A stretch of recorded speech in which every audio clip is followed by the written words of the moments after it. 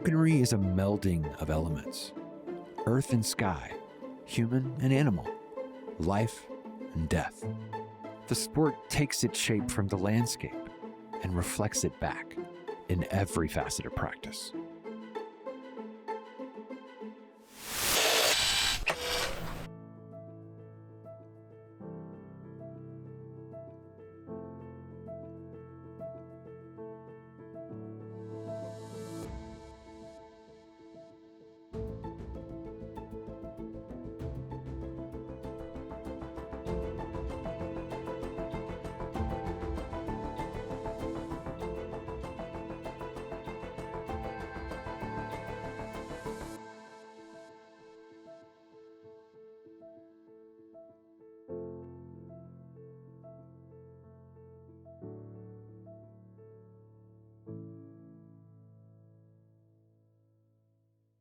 In this episode of the Archives Masterclass video series, we join Idaho falconer and artist Daryl Barnes as he cuts, sets, and shapes exquisite falcon blocks from exotic burl woods and poured resin, a unique expression of the craft.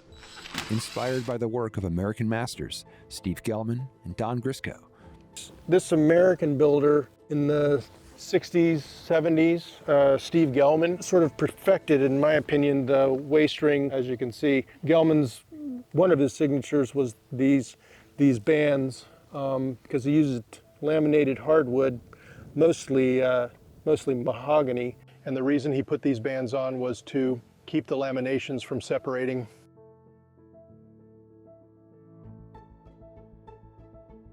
These blocks here are from the late great American falconer and block maker Don Grisco.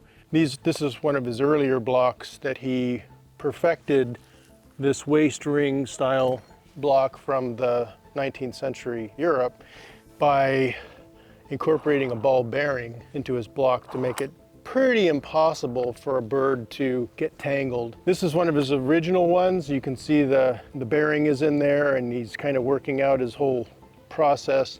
This is a fairly late one that he then started using special exotic hardwoods. This is wenge and bird's eye maple, and laminating these hardwoods together, making these really pretty patterns and pretty designs, and then putting a very thick, looks like an epoxy finish, of course still with the bearing tie-off.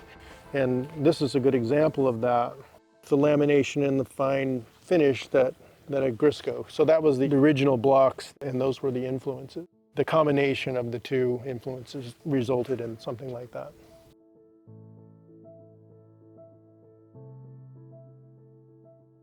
Intended as a convenient, relatively safe perch for a trained falcon, the block is probably as old as the sport. In its most primitive form, blocks may have been little more than firewood, sawed sections of log with a metal staple to secure the falcon's leash. The traditional Bedouin block, or wakir, is essentially a padded disc fixed to a thin stem and may originally have been fashioned from tent stakes. Through the ages, the basic shape of the falcon block, a rounded base with a flat, elevated perching surface, has taken a surprising variety of forms. With the advent of more advanced carpentry and metalwork of the 18th and 19th centuries, the familiar Western-style block emerged, an inverted cone with a mobile, metallic ring to discourage tangling of the leash.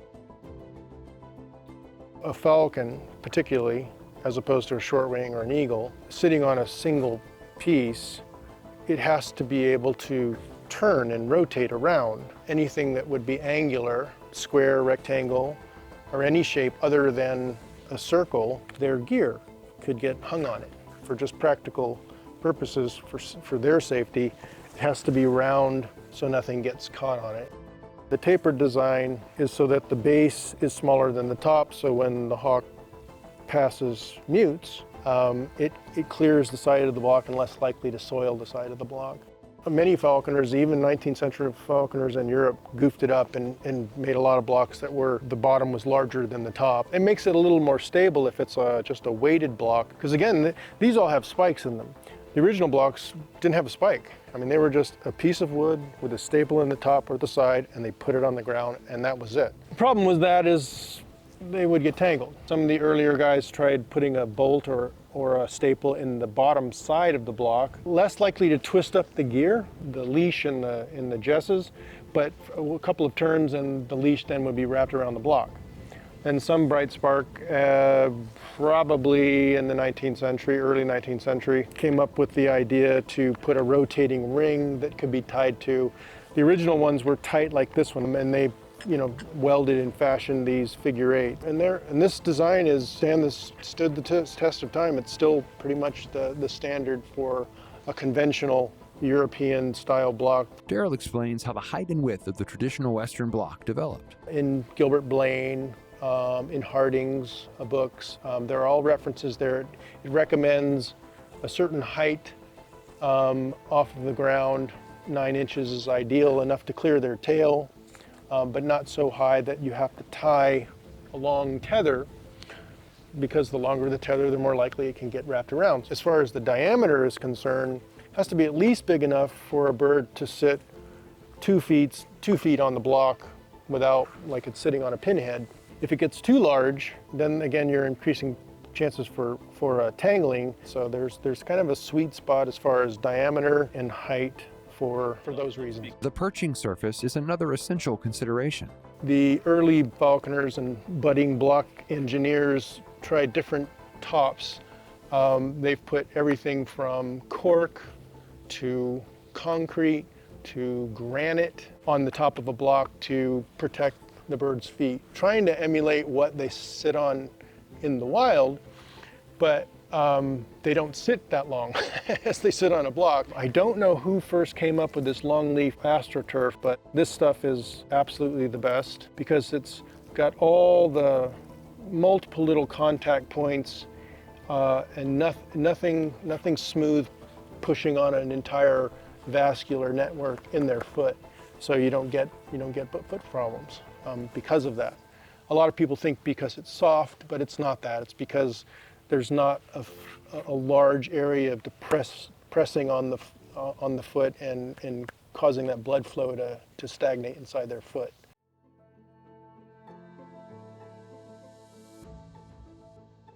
Among the most sophisticated blocks in production today, Barnes's designs combine both traditional and modern elements. A flat perching surface 8 to 12 inches above the ground, topped with a durable artificial turf and recessed with a tenon.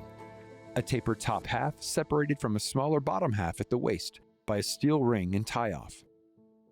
A removable spike for setting the block securely into the ground.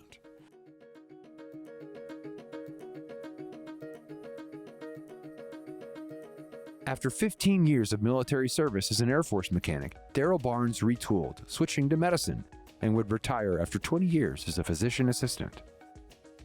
A serious aficionado and serial hobbyist, Barnes is an accomplished illustrator, writer, musician, angler, hunter, and outdoorsman.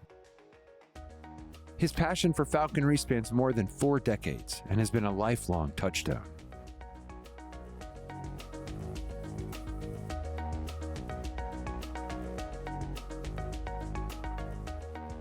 A well-appointed home workshop contains most everything Barnes needs for block construction. Power tools including a lathe, bandsaw, disc sander, miter saw, and bench grinder. A hand sander, power drill, and buffers. And an adapted rotisserie turner for varnish work. A compass and calipers for measurement. A host of specialized chisels, gouges, bedans, and parting tools. Resin molds made from high-density polyethylene plastics. A pressure pot for setting the resin into solid blocks, and the following materials. Most important to Barnes's work is the eucalyptus burl, a valuable, decorative timber product harvested from gnarled knots of wood that grow beneath the bark of certain trees. Chemical components include alumilide clear, slow and coating resins, assorted dyes and metallic pigments, polishes, lubricants, and denatured alcohol. And wrapping up the list, stainless steel rings and spikes.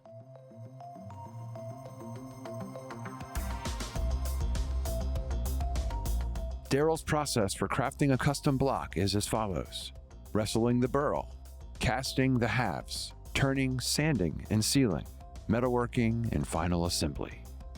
We'll start with wrestling the burl.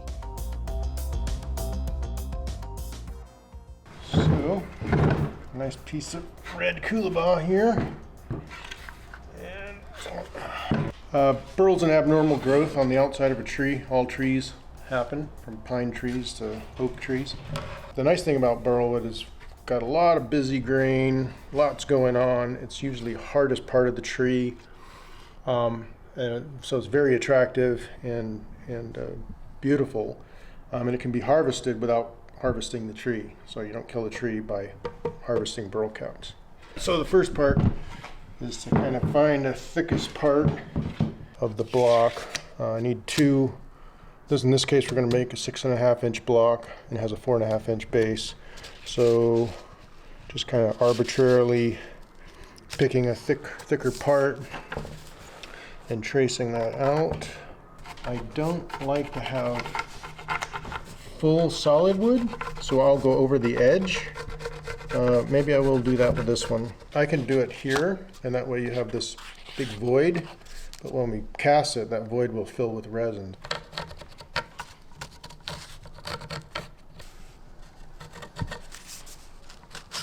Real rough.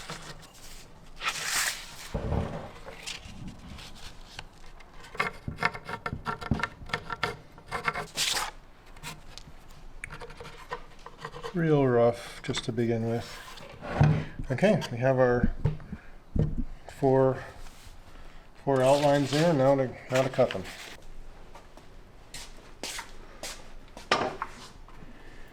Okay, this is always interesting.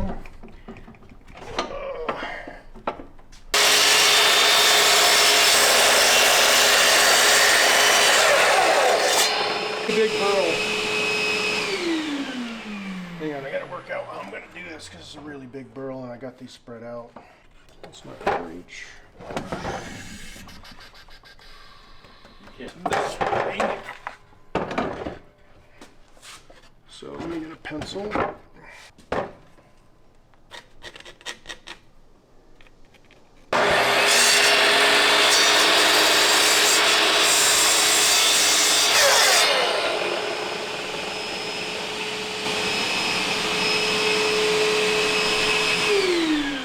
When wrestling a large burl, sometimes the burl wins. Daryl switches to the jigsaw for more control in the cutting.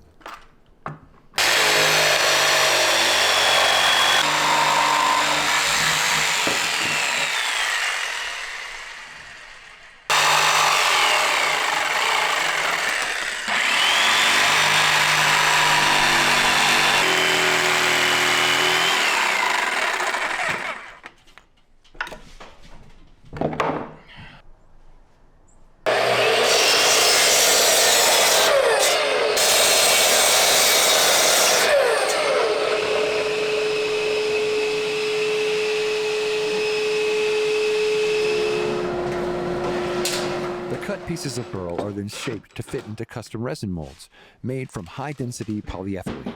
Some will be a little bit bigger, it's a little bit too big, so I'll just take them over to the disc sander.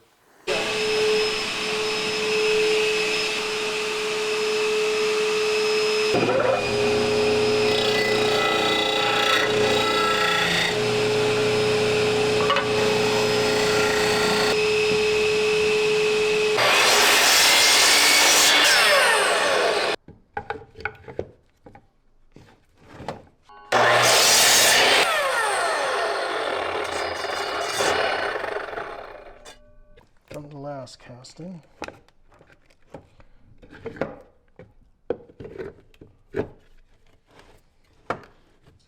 Okay, that's that one. That was a little easier.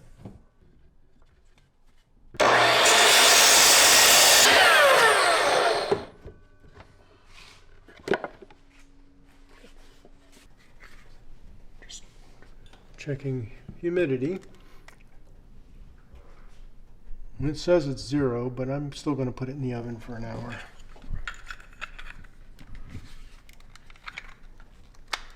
Because it has to be 0% humidity. Once fitted to the molds, the burl must be thoroughly dried before the next step.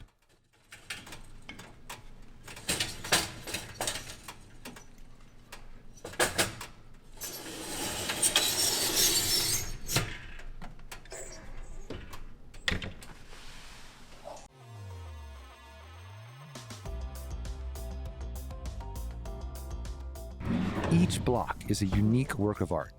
Daryl selects pigments and dyes to match his vision for the final piece. This one's there's blue, green. It's kind of a water blue there. There one. And don't know the dyes do leak sometimes, and the dye lasts for about a month on your skin. So, a nice translucent blue there, and we'll stick with that. There's another blue.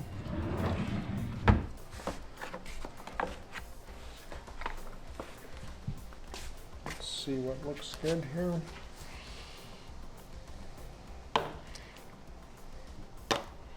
So our wood's dry. We're gonna double check the dry fit. And we're good.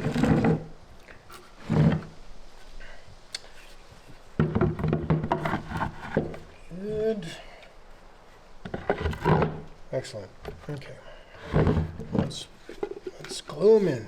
When I pour the resin, it's liquid and these things will float. So we hot glue them in so they don't float and so they stay put.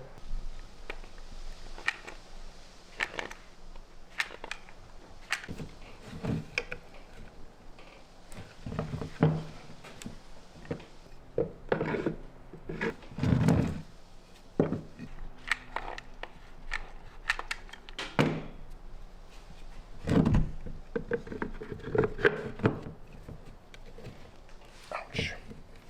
Hot glue's hot.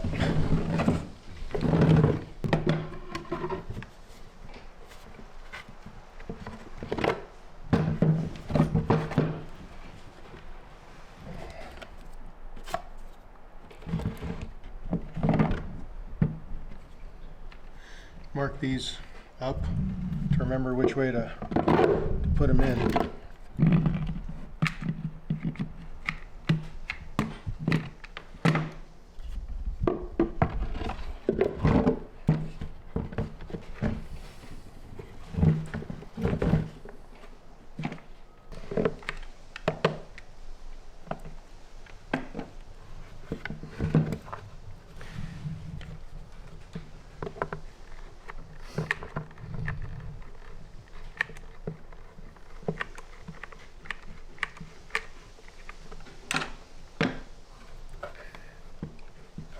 There's a lot of space in that one.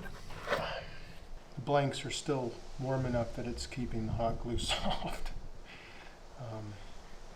But that's okay, we'll get it. Starting to work.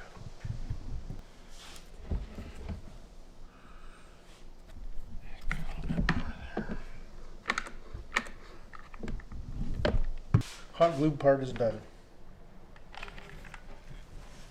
The block's epoxy resin comes at considerable expense. In order to prevent waste when pouring, Daryl pre-measures the volumes in cups of dried rice, later converting the amounts to grams of resin. I'm only going to need a couple of cups for the bottom of the block. That's the other thing I forgot to mention. This is the bottom of the block, this is the top of the block.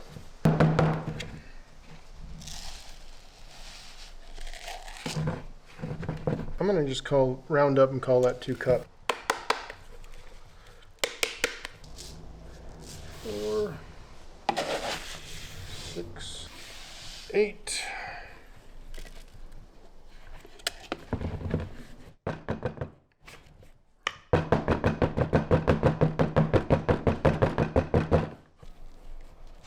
Yep, we'll call that 10. Okay, so 10 and 2 is 12 cups.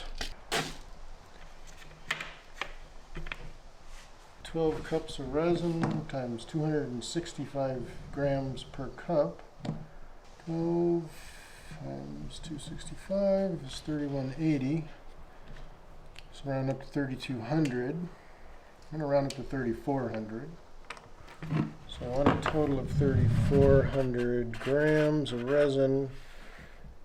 And you want half and half. So 15 and 2 is 17 and 17, right? 17 grams, 17 grams, 1,700 grams of A and 1,700 grams of part B. Can you turn that to the camera a little bit? Yep. Always write it on there because, again, with the time crunch, 12 minutes to get it all done. Once the resin's poured, don't want to have to try to remember it. The volatile resin mixture sets in just 12 minutes. Daryl's preparations to this point will pay big dividends during the pour. I'm going to set this up so I can just pour and dump. Doing the pigment thing here.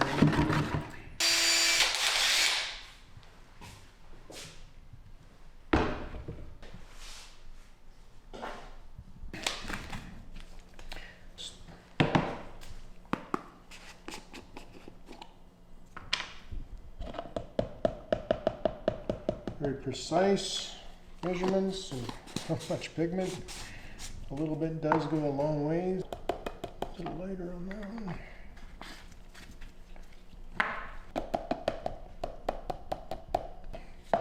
Those are ready to go. I'm going to put a little tiny bit of dye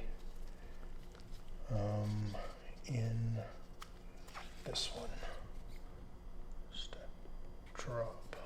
It's already on there for 12. So we have 12 minutes from now, once this goes into there. So, the drill is ready, molds are ready, pot's ready.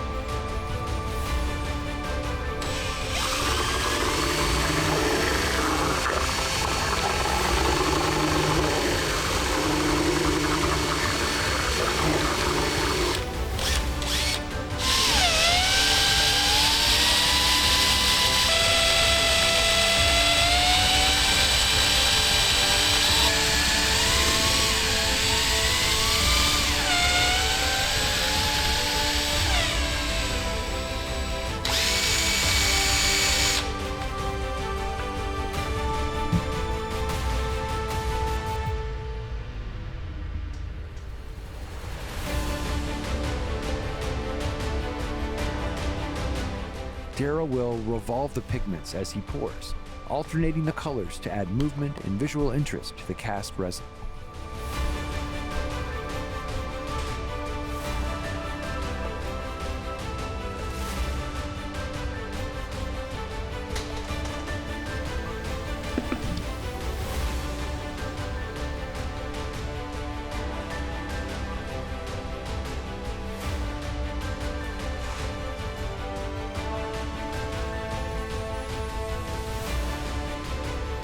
Penetrates deeper, causes more different movements.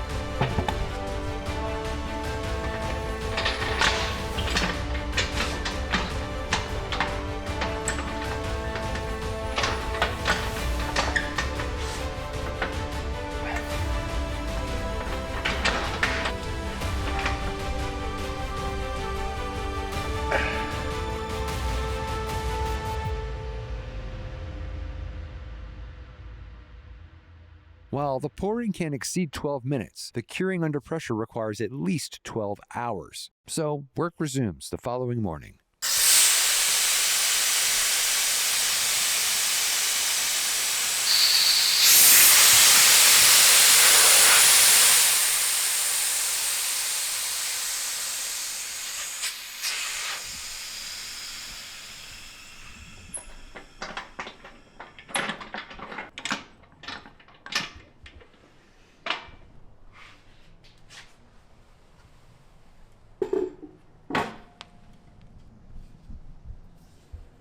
Nice blue.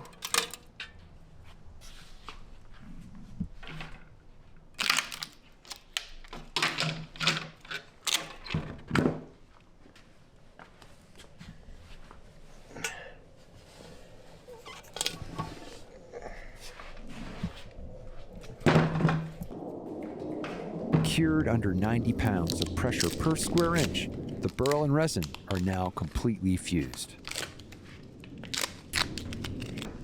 This is going to be tricky to get out.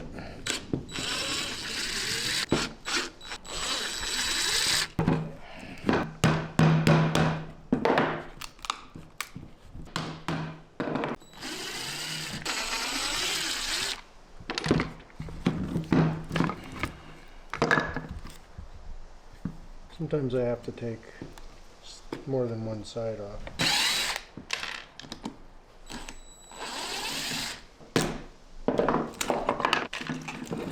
Ooh, look at that.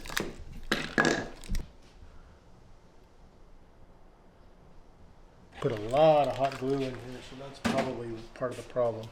I mean, you can envisage what you're going to get with the pouring, switching back and forth, but you just don't know. It's like a box of chocolates.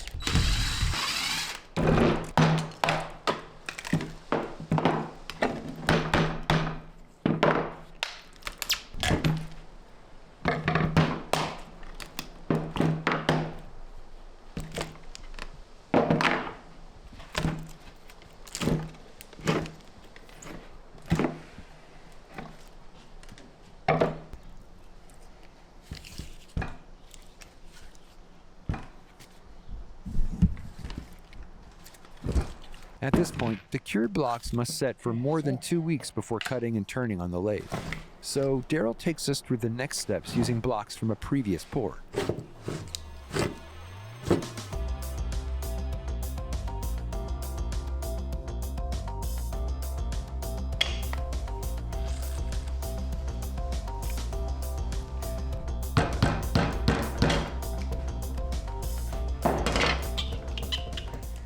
Finding the center of each block is important because it's cut into a rough cylinder and then shaped on the lathe.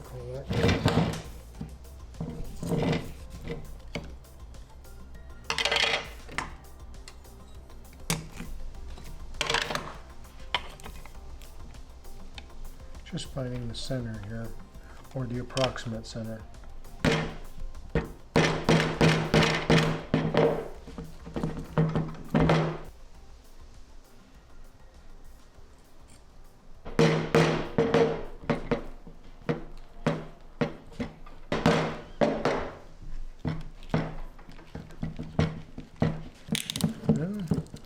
It's not scoring all that well, is it?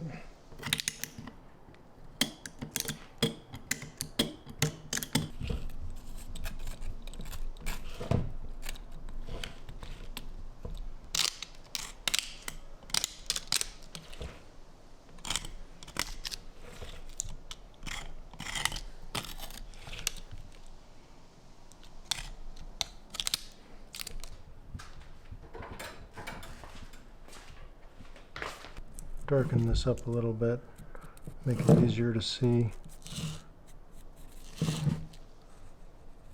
Bandsaw.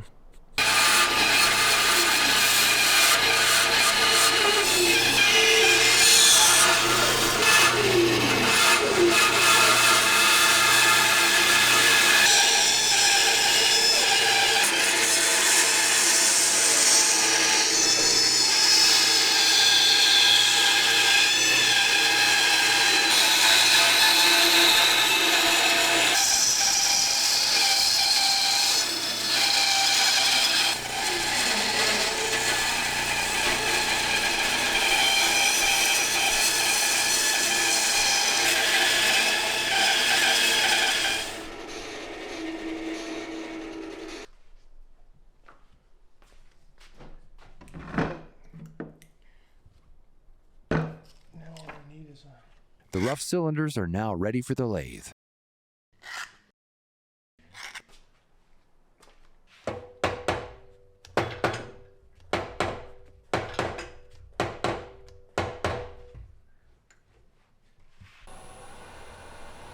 With a steady hand at the chisel and hours of turning on the lathe, Daryl shaves the rough blocks into their familiar shape.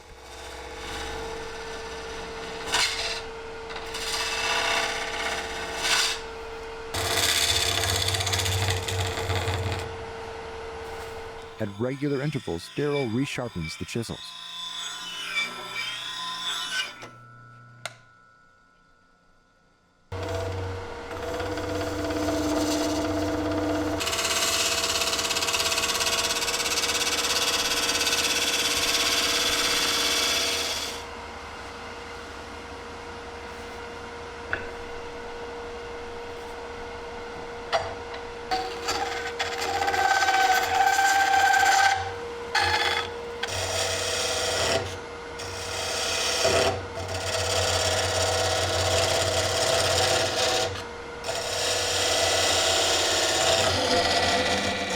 Within a recess that will later hold the perching material, Daryl carves a temporary tenon to serve as an anchor for the chuck.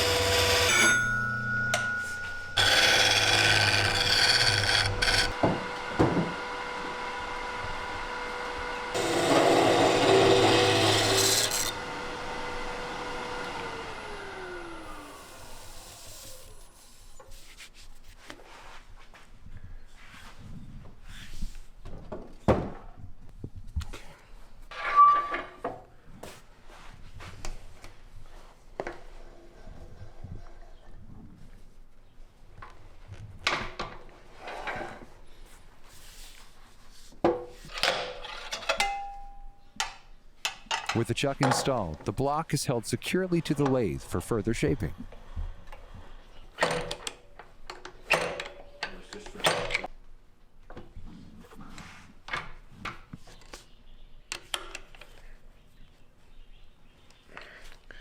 Hopefully, it's very close to center still, but I gotta check that before drilling the hole.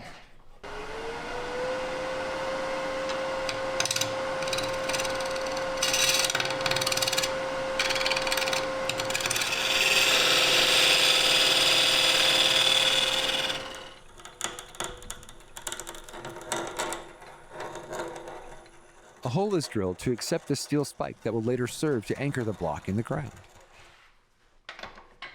That'll do for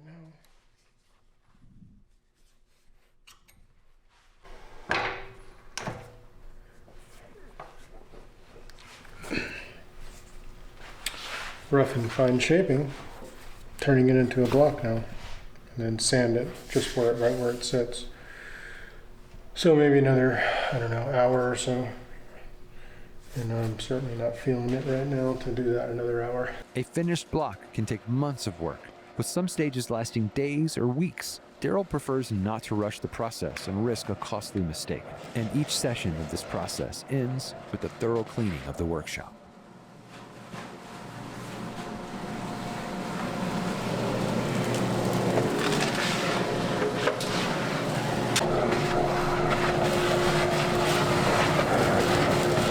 Before returning to the lathe, Daryl shifts focus to the metalwork, polishing the block's custom steel ring to a chrome finish. So I'll do this first and just get a rough polish on it and looking for deep scratches. If there are deep scratches, then I'll go to that and then go back to that. And then finally this, and then to the compounds. Lubricant, Alumacant, just to keep it from getting as hot.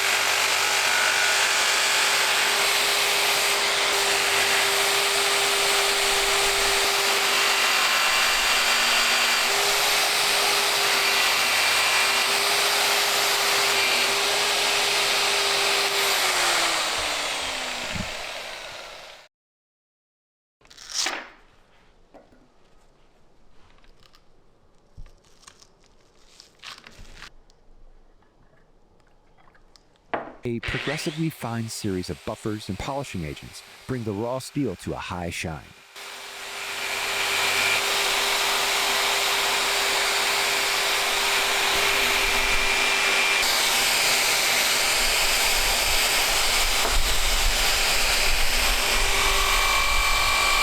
Medium red, we're going to go to blue, which is fine.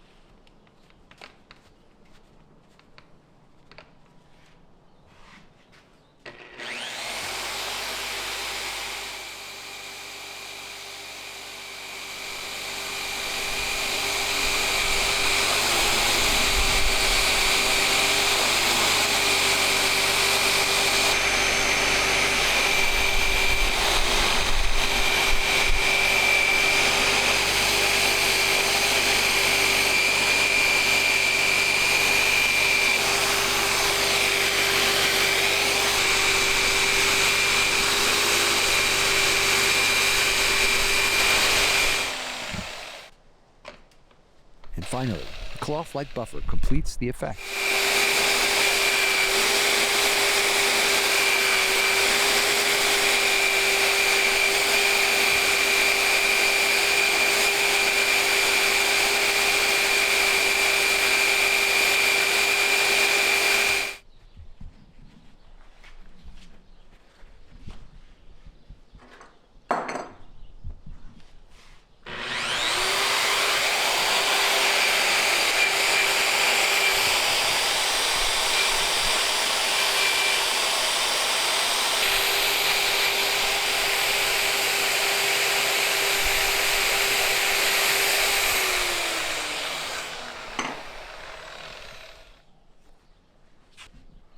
The polished steel rings are now ready for a dry fitting to the block in progress.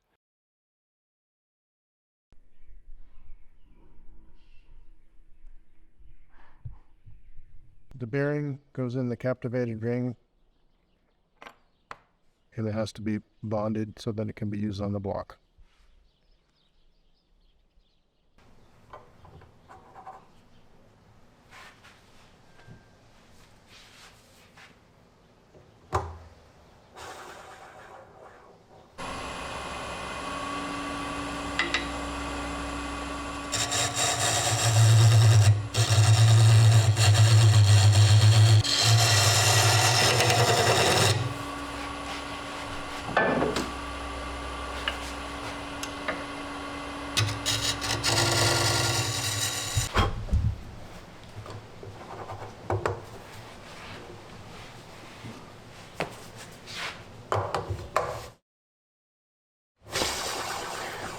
That part's done.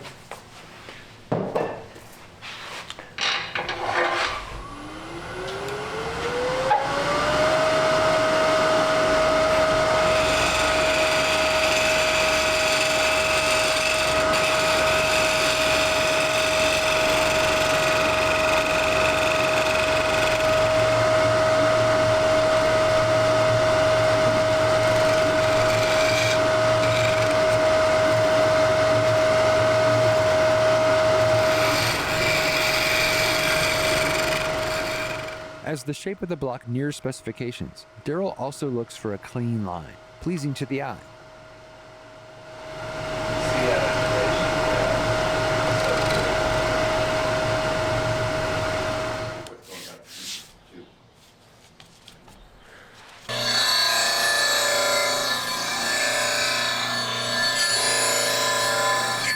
Okay, so I've got the tenons for the bearing. They're all set. Double check them, they fit. Got the recess for the AstroTurf set. And the last thing is getting a nice graceful line that's pleasing to the eye. I'm there, so it's ready for sanding and finishing.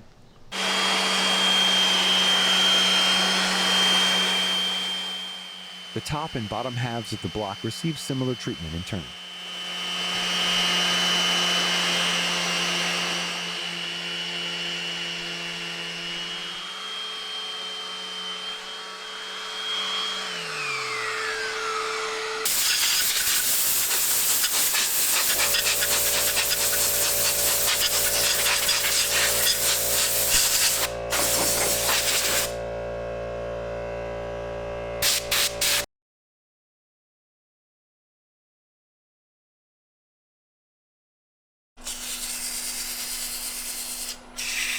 Double check how that fits.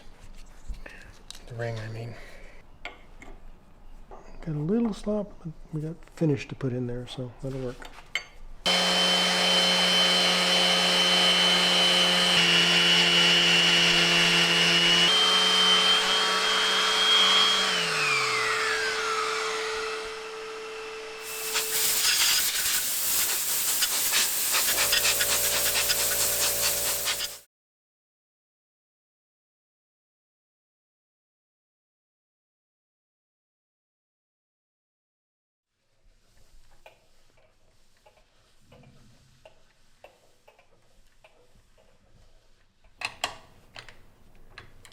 I like it.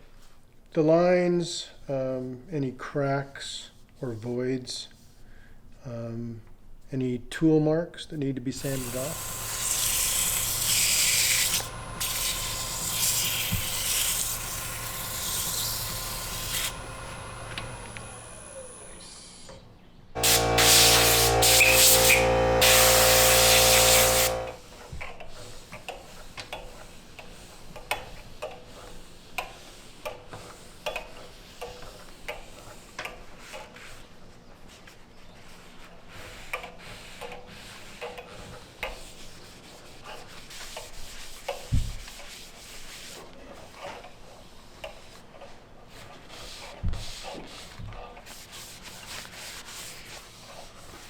It doesn't stay as wet looking as the alcohol.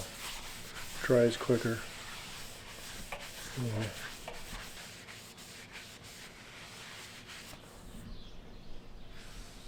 A coat of sealing epoxy protects the block from the weather and imbues a deep luster to the surface. Show him that right there.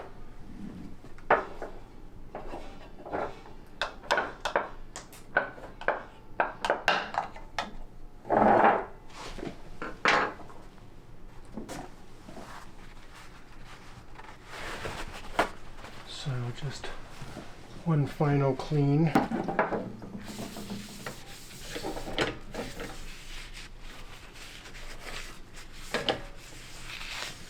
It's amazing. I put it on my hand and it self-levels so well.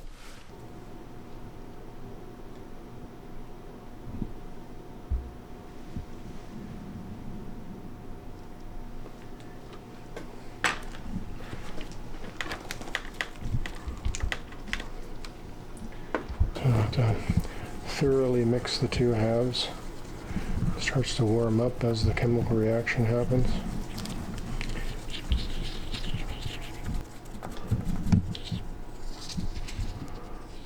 This has a long open time. I'm mixing the resin, then I'm going to kind of pour it on and brush with the foam brush.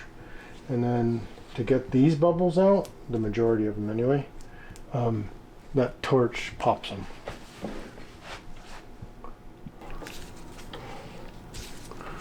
Now you can see inside a little bit. In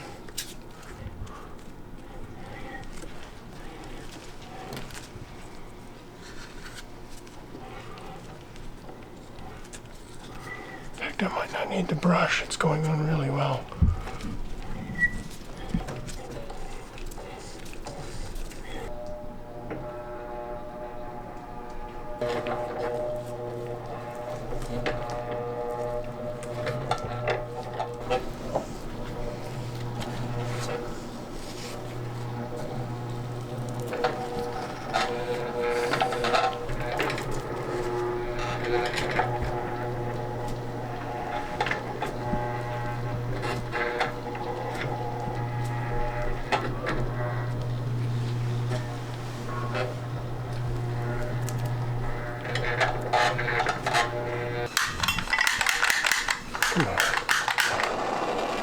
It's popping most, not all, of the bubbles.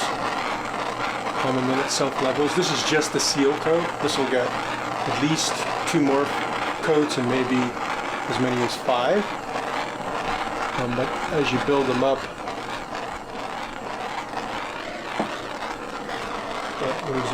there's extra bubbles because there's a little bit of air coming out of the wood. That's as good as this gets for now. You'll see the Limalite, epoxy block, same company.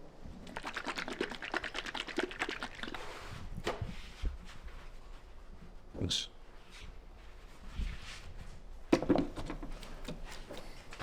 After several more coats of resin, both top and bottom halves receive a final sand and polish at the lathe.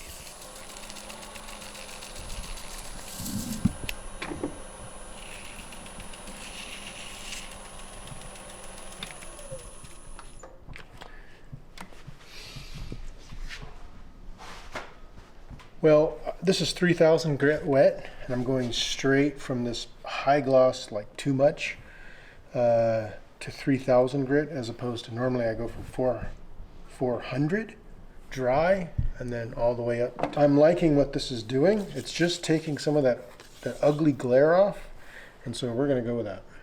I'm just going to do the whole thing.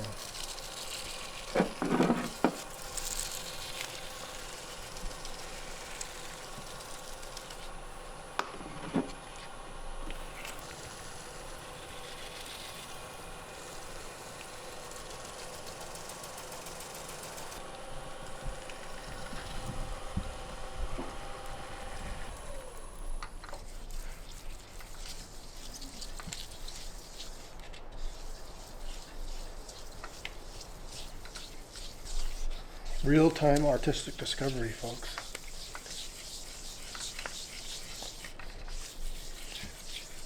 Okay.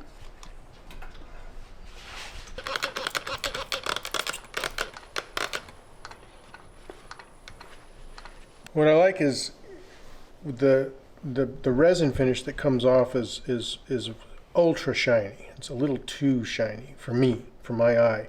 It looks kind of like wet stone, and what I've done here is dulled that finish and taken that wet stone appearance off, and now I'm going to polish it back closer to this with a polishing compound to bring it to more like a polished ivory look as opposed to wet stone, which I prefer.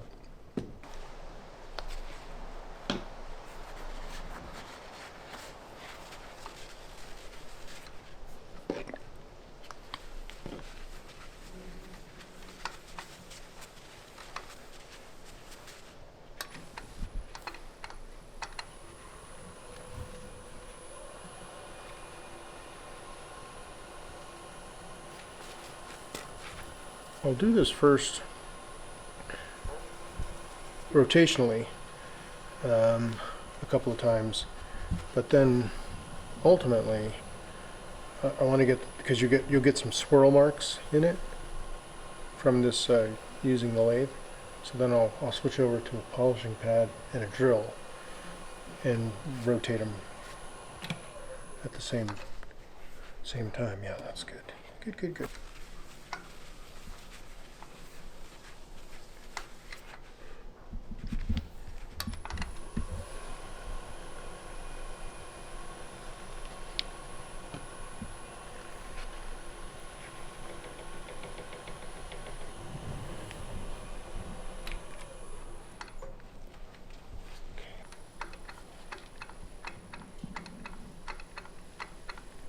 One little extra step and it makes a big difference on the finish, in my opinion.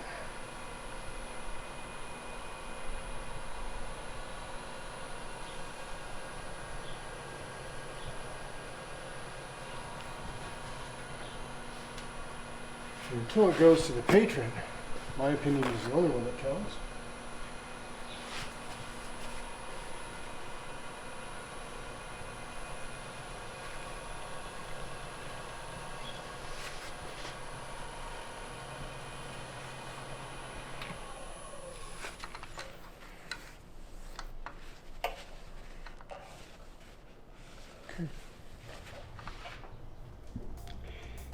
I'm gonna call it good like that.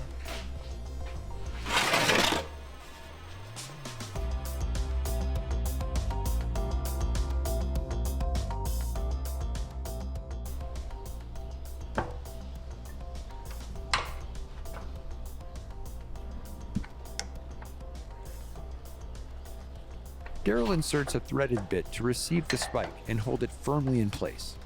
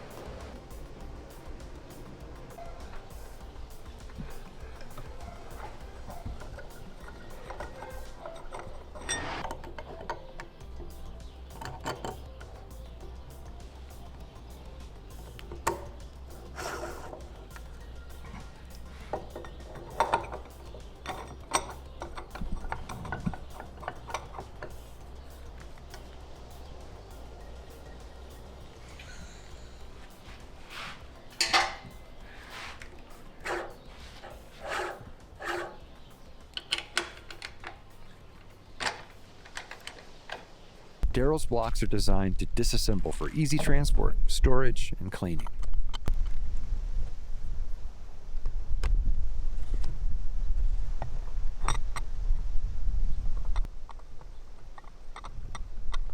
The spike allows the block to sit firmly in the ground. For indoor use, the spike can be replaced with a steel plate and post.